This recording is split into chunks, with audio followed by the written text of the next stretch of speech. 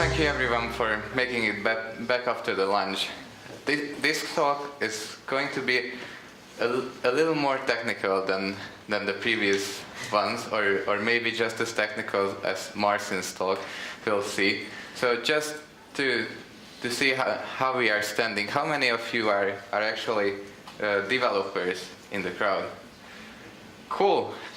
How many of you have already used a big data system, MapReduce, meaning Hadoop or Spark or Flink? Great. Okay. So I will basically try to tell you a story of Spark and Flink, using Spark and Flink, and sort of giving you motivation of using them in specific use cases. So this talk, usually when you see these days Spark and Flink on the same slide, then you can expect a fest of features and architecture and how they like or don't like each other. Well, in this talk I will try to give you more. Let's see, do you hear me like this? Okay, cool, because it's coming out of my ear. Just shout if you don't hear me, then we'll try to fix it. Is it okay for the recording if I do like this? Okay, hopefully we'll have sound. Okay, so basically we'll try to focus on the APIs and just the way how it feels to program against these distributed systems. And basically the main question that I want to answer for you is, what are the things that you can get out of using Spark or Flink? Whether it's the knowledge that if you try to shoot for one of these systems, like during the keynote we've seen that it's very important to actually go for something if you have the chance to do it. So, but what if you decide to go for Flink today and then tomorrow you realize that maybe Spark would have been the better choice? How much of a hassle it is for you to switch between these systems? And that's practically what I would like to demonstrate for you today.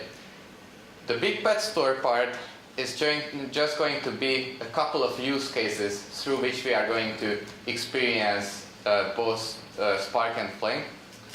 And basically it's just a setup. The BigPetStore setup is the following. We would like to be in an artificial world where we have a geographical map. We have a couple of pet stores, so stores where you can buy cat food and a leash for your doggy, stuff like this. And then you have a couple of customers. It's location-based, and the customers are driving around the map and purchasing stuff in these stores. So we are going to generate data with this, actually distribute the data generation load. Then we would like to clean that data. Maybe it's a little dirty. Maybe we need it in a different format. Maybe we would like to join some information together. So do a little ETL. And then, based on that ETL, we are building a recommender system. So when our new customer or an existing customer rather comes in, we know that he has purchased a couple of things for her dog. Then we can also suggest a couple of new items that might be interesting for her. So then we are building the recommender system also in Spark and Flink, and then we are going to give them recommendations on the fly in a streaming fashion. All these can be accomplished in both systems, and we'll see the code as well. Okay, let's switch it on. So as far as the outline goes, I will tell you about 3 Apache projects. The first one is the so-called BigTop project, which is a project to package and your big data applications and also test them. That's where BigPetStore is one of the applications that is part of BigTop. Then of course we are going to go through with Spark and Flink and all these use cases and trying to go a little bit into the details and see where they fit the most.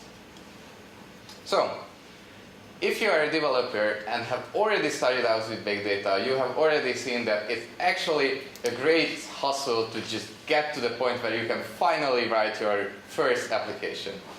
So the hello world of big data is actually a lot of hustle. And somehow, it was quite a hustle even 10 years ago or 8 years ago when guys started out with Hadoop. So it's a fairly old project, BigTop, to solve that problem. It's basically a way of packaging and automatically installing all the bits and pieces that you need to run a MapReduce application or Spark application or Flink application. And it has all these components, actually many more. So that's basically helping out the operations people to not go mad and have a reproducible way of just making the environment for all the developer guys. And they were actually quite successful with this. Many of the main Hadoop providers, I'm working for the one on the right. We actually don't use it that frequently anymore, but we rely a lot of utilities from BigTop. But I can also say it from first hand that I was part of the team.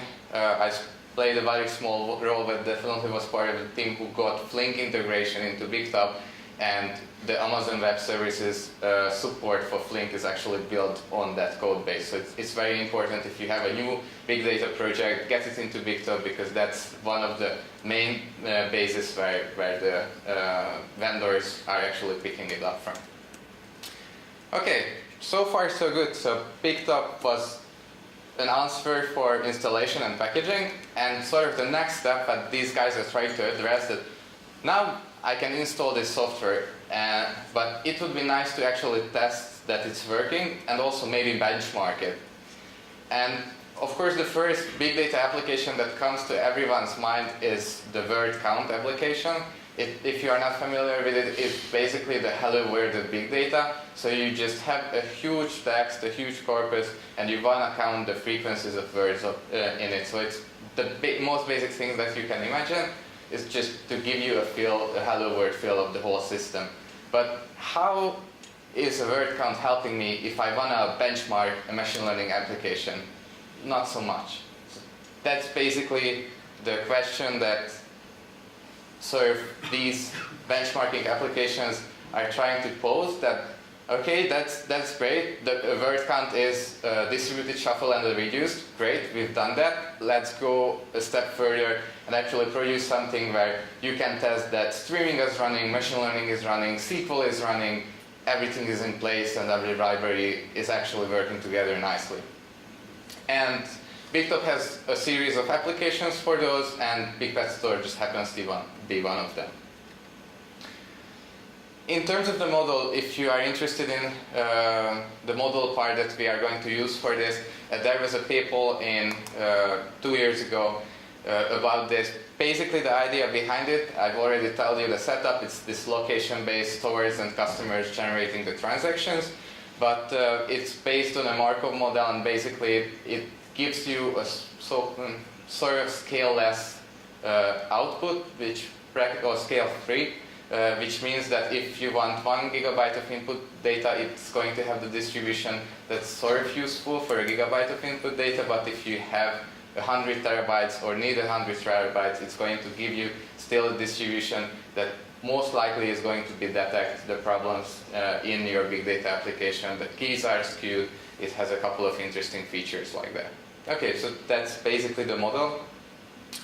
And the nice part of the model, going back to that, is there's a Java implementation of the model itself. We are going to rely on that.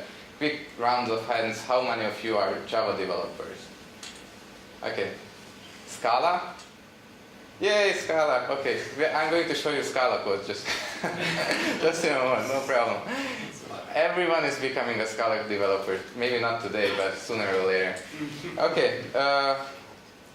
In terms of, let's get to the Spark and Flink part. So basically, then let's look at these data processing engines. I think that's basically the part when you start to consider big data and you start to look at engines and see whether can this really cope with my workload? What are the bits and pieces that I will use to cope with this workload?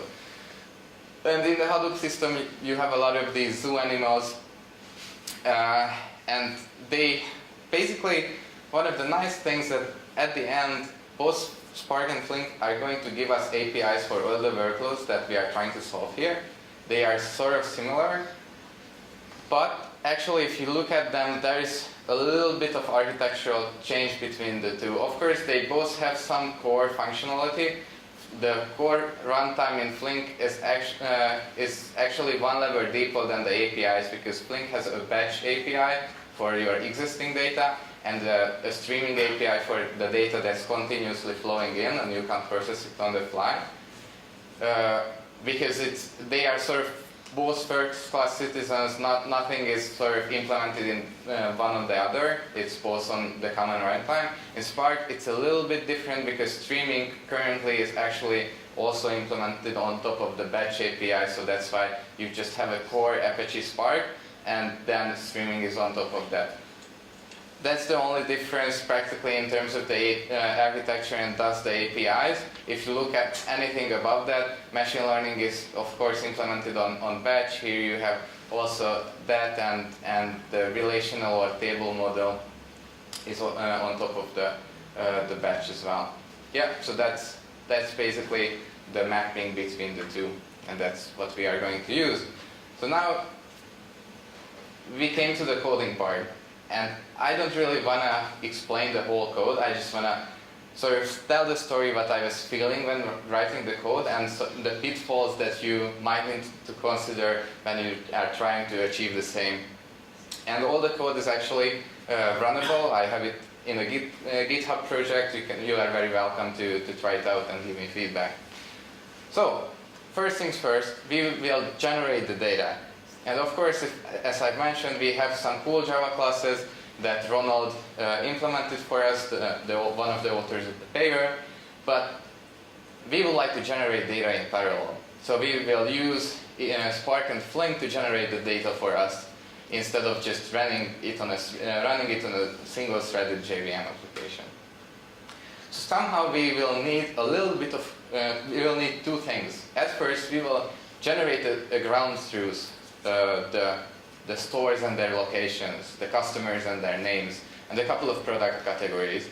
So that's a ground truth that we would like to share with everyone, sort of broadcast this information, and we will consider how you can broadcast it in Spark and in Flink.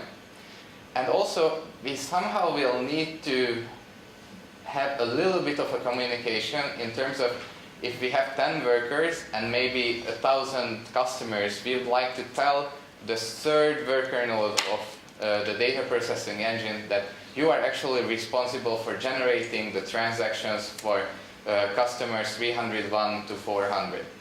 So at least we will need an index of a worker machine within its worker group, and we will need to find a way to program that. Okay, so how can we actually achieve these? If you look at the APIs on a very high level, these are, well, if most of you are Java developers and already using maybe JDK8, then you've seen a couple of Lambda functions and composing a program out of a functional API. So basically, both in Spark and Flink, there is a distributed dataset abstraction. Spark calls it resilient distributed dataset. And given that, for example, this transactions is a distributed data set, I can call a so-called map on it and then map this data set to another one. Or I can filter out some of the data set. So I have these functional operators, maps, filters, reduces, and so on, and a couple of utilities all around them, so I can actually achieve what I want to do. So the two things that we are considering then, and seeing how they work in Flink and Spark, is broadcasting. In Spark, if we want to broadcast the stores and the product categories, as in this example, then actually the way to do that, given that I'm submitting my program from my local machine to a cluster, is that I create these as local collections on my machine. It's a local Scala collection, and I'm broadcasting this information to every worker machine in the cluster. That's the way to achieve that. Usually, anything that we want to broadcast is reasonably small. So this is an approach that definitely does it. It's just sort of a taste. And a way to achieve the communication, the indexing within workers, is to use the map partitions with index. Usually you would have map, flat map, and so on. Spark gives you an option, but specifically you have to use that functionality to achieve that. Let's have a look at Flink and how Flink achieves the same functionality. At first you will see that it's fairly similar. Most of the code is actually the same. I just have this start time mapping here, so you see a very easy example as well. But of course, to achieve something that's a little bit different, you will see that here the way broadcasting works, instead of broadcasting a data set that has been created on my machine, actually what I'm broadcasting here is a data set that is already on the cluster distributed, so that's a change, and actually you do that on the operator level, not on the worker level. That's something that you have to consider. But if you look at the basic outline of the program, that here you also use a mapping, you use a flat map in this example because we find out that we can actually use the index in Flink for every function. We don't have to go any special function for that. And that's basically it. So what have we done up to this point? We have generated a JSON output of the transactions. So now we have the data to see that every customer is navigating through the map and actually picking up stuff from the stores. We are going to move in the direction of cleaning this data set and matching the product and user pairs so we can feed that into the machine learning application. So the second step then is to read this JSON, and we would like to, at the end, achieve customer and product pairs, but these are fairly long JSONs. There are timestamps in them, locations in them, and we also have to do a little bit of crunching and cleaning at first, because let's imagine that we don't have a sequential ID for the products yet. So then, of course, we need all the distinct products, and we would like to give a sequence number for them. That's actually this much code, really, that you would need to write in Spark. So this is the Spark implementation for that. All the basic utility classes are there. And actually you can use the same thing in Java. In Java it's a little more boilerplate, because there's actually, this is the last part is done with an implicit conversion if you're already familiar with Scala. But if you are not, you would need to call a new constructor, and that would be it. Down the line, I'm doing a join, because here we generated the IDs for the products. Now I would like to join the products with their IDs and the products with the user information that we already have. And there's one little thing that might be important to know. The way you do a join or a keyed aggregation, for example in the word count, when you want to join all the information for one specific word, is you need to specify a key in Spark. And specifying that key is done the following way. You will have to specify a pair, which Scala calls them a tuple, or a tuple of two, where the first element is actually your key, and the second element is the values that you are interested in. And then you can join those together with another keyed RDD or distributed data set. And that's again all the crunching and the join that you have to do. Let's see how different is this in Flink. Now, as you see, it's not much different. Actually, the only line that's different is the one with the join. Anything else is copy-paste. The reason behind that, all the utilities there exist in the same way, and the join is different just for one reason. The way Flink handles keys is a little different from Spark.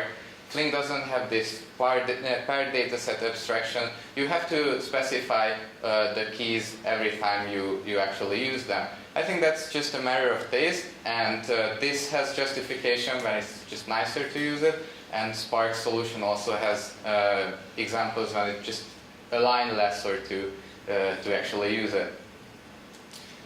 So far we could actually produce the pairs that we would like to use for our recommender system. I would like to show you a little bit of the higher level APIs as well. Usually one of the questions that these systems get posed is, okay, but I'm used to a specific API. Maybe it's SQL. Or maybe I've been crunching data in R for 10 years. Why do I have to learn another language? Maybe I'm coming from Python. Actually, Python is also a native language of Spark.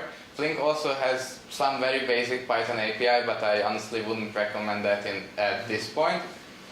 But both Java and Scala are first-class citizens in both of the systems. But as more and more people get exposed to these, they are just asking for example, SQL. So the question is whether you can do SQL in these systems. And the answer is, yeah, fairly recently both systems have very nice SQL support. So if you, in this example now that we have the clean data, I would like to select the stores that had the most transactions in a given time frame, and we can achieve that with using SQL if that's what you like. And a really important point to make is just as it's very easy to switch back from Scala to Java, so that's one encouragement. That's how I started out with Scala. I was big on Java, I didn't want to learn a new language because just why, I'm good with Java and I can do anything that I want. But give it a try, and if anything happens and you need your old Java functionality, in the next line you can actually write Java. It doesn't matter, Scala sort of accepts that as well. And that's the key here, that okay, it seems like that I'm no longer embedded in my Scala environment, in my general purpose language. I'm in this declarative SQL environment where it's, of course it's very powerful, but it's also a little bit limited what I can actually achieve with this. So, or is it? And that's the interesting part. Because if you have already experienced how difficult it is to add the new function, for example, to a given database of your choice, or I can definitely say that it's not easy to add to Hive, which is a SQL API for MapReduce. But if you do that in Spark, for example, I would need a custom function which is just this simple in this case, and the months functionality that I would like to add to a date time. That's it. I define the function in Scala, I register it with the Spark SQL context, and then I can use it. So it's fairly simple to achieve something like that, and that's why it's really appealing to start using, I think, one of these systems as well if you are a SQL guy, because anything that, actually if you would try to add this into Hive, then you would have to specify these functions for different cases, whether it's data local or it's distributed, or then you have to build the jar, upload it manually to the cluster. It's very far from being nice. And this is just super convenient. Flink also has a SQL API, but to showcase that there are other APIs as well, this is actually my favorite, so I had to show it off. But there's a layer between SQL and hardcore Scala. And this is the so-called data frames, or API that's also called data frames in R. That has the name. But in Flink it's called the table API, so that's a little different in naming, but it looks like this. So you write Java or Scala or maybe Python, and you still write goodbye, you still like select, join, var, but in between I could write here, just after the selection, I could write a mapping or a filter, or of course the var is essentially a filter itself, but you can go back to your general purpose language way easier, and it's just very convenient to use something like this. It actually achieves the same for that the SQL statement does. I would argue that if you are a Java or Scala developer, this is easier to read, just because the functions are actually embedded in Scala.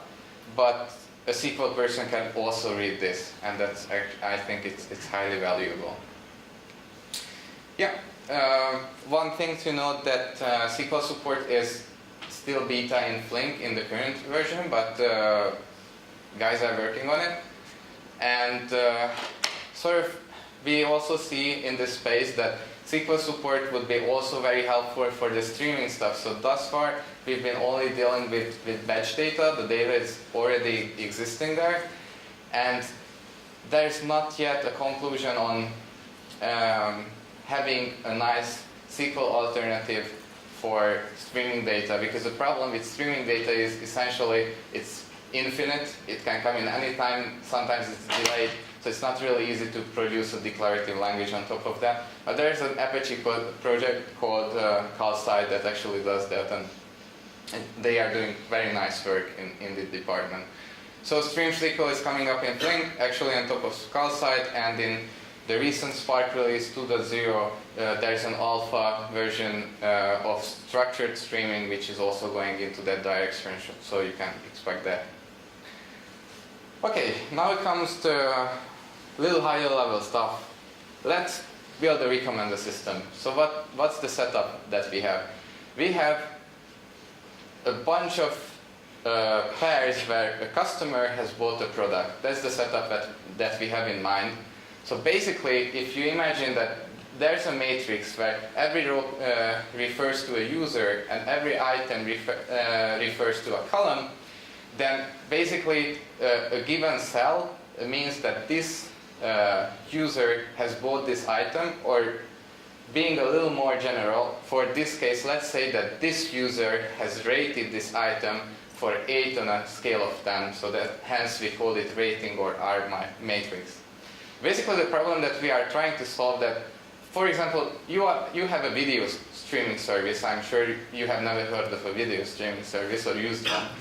And then you watch 5 videos on this service, and somehow magically 3 more suggestions appear on your screen.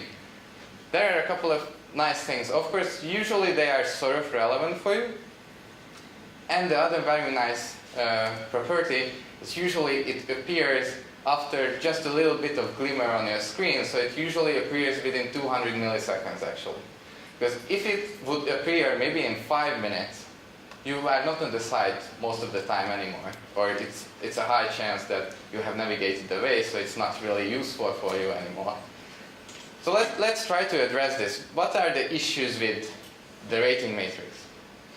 Well, if you are a mid-sized video streaming service, you have 10 million rows, 10 million users, and usually your items is in the range of 100,000 or a million. I don't know how many of us would like to store a matrix in memory that has 10 million times a million as dimensions. I guess not too many of us. Actually, no one really does that for reasons.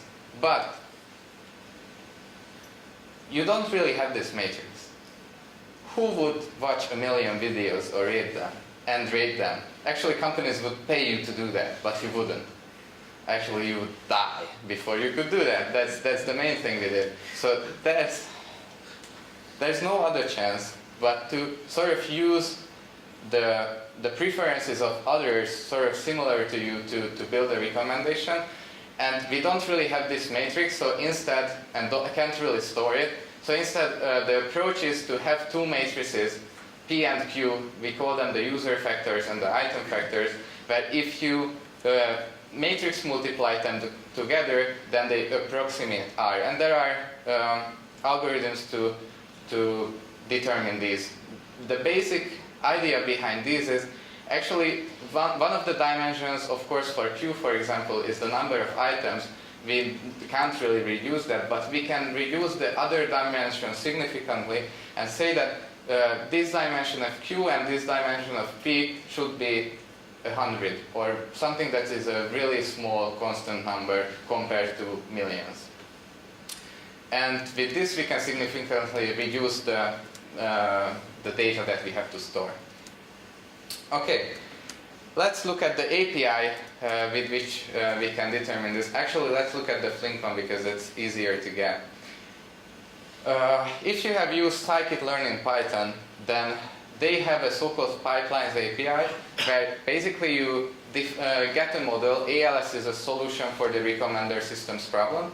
You get an instance of ALS, you set a couple of parameters, then on this model you call fit to an input, and actually if you wanted to use it the natural way, all you have to do is to have your testing data set, your users coming in, and apply model.predict on your testing data set. That's it. That's when the basic data scientist means by using Python, that they can use this much code in Python. This is of course Scala, but that's what data scientists say that they want to stick to Python. Of course they do some data crunching before that, and that they are used to Python with that part, and that's very hard to migrate that part if they are used to Python to Scala, but this part is actually super simple. They are almost typing the same. That's it, that's the way you would use it, and it's just a little bit different in Spark because they have a bit more parameters to fit, but it's actually very, very straightforward to use it like that. Now we are going to be a little more fancy, and instead of predict, we are going to call, we are going to actually save the model because I want to use it in a streaming fashion, and that's something that the libraries don't provide by default, so we will have to code that up. But it's actually sort of easy to do that. Let's go back a little bit and consider something. Given that we have a row of a user, for example, this row of this user, giving a recommendation is super easy. Because if you have the row, all you have to do is select the top 3 items, for example, that have the highest value, because supposedly this vector stores all the ratings that the user would give to all the items. And then if you find a 9, then you are very good on a scale of 10. And to compute the user's row from P and Q, all you have to do is get the user's row from P and multiply that by Q, and then get the top K. So it's super easy, it's easily distributed, and it's just much easier than actually computing the model. That's the main part. That's why we can actually compute this on the fly very fast. So the point that I wanted to make in terms of the machine learning libraries is that currently the Spark one is much more used and has more algorithms, also a bigger community. But in terms of the basic algorithms and the structure of the API, both systems offer you the same. So then we are going to do the prediction in streaming. Actually in Spark you could save the ALS model with this matrix factorization model utility, then we can load it back and have it as an RDD. And because in Spark a streaming job is implemented as a series of batch jobs, so the idea there is that some data is continuously coming in, and I just slice it up into 5-second intervals, and as soon as an interval has ended, then that's all the data that I have. I can execute it in batch. And because of that, if we have these small batch jobs, then of course we can join them together. So there, actually for each small batch of users coming in, I can select the row of these users and then do a prediction on them. That's basically the idea from there, and I could read that from a socket. In Flink, I made it one step further because I actually compute actually the matrix product myself, and I decided to slice up the matrix into 3 parts in this example. So I compute top K for this part, and this part partially on different machines, just to speed up the process, and then get the top K from the top case, the partial top case, with another worker machine. So this can be even faster if we go in that direction, but this is just a way to go even further if you want to optimize it. Of course, machine learning guys will still say that this is too slow for them, and they are right in that regard. Okay, so how about streaming? Streaming is currently a part where I feel that Flink is a little stronger than the Spark alternative. It has a little more semantics to offer you because it's this long-running operator model. But for example, as you have seen, if you want to attach some batch data from streaming, that's actually super convenient in Spark and much easier than to do it in Flink. And the Spark guys are betting on the SQL approach for streaming, and that's why they are pushing structure streaming as an alternative. That was the coding part, and I just want to summarize the basics that we have gone through. Basically, we started from the need of having benchmarking and testing beyond word count and seeing that all your bits and pieces are actually working, not just the basics. We have demonstrated that the Flink and the Spark APIs are actually very close, especially in batch. We have also seen that you can use all these parts, streaming, batch, SQL, together within a system, and it's actually recommended to do just pick the right tool for the right exercise, and the whole thing for both systems is approximately 500 lines of code. So as soon as you learn the basics, it's fairly easy to put those together. Of course, in the morning, Martin has demonstrated that you might need some underlying knowledge, but to actually get the basics running and have your first impression, it's this much code, and it really helps you get going.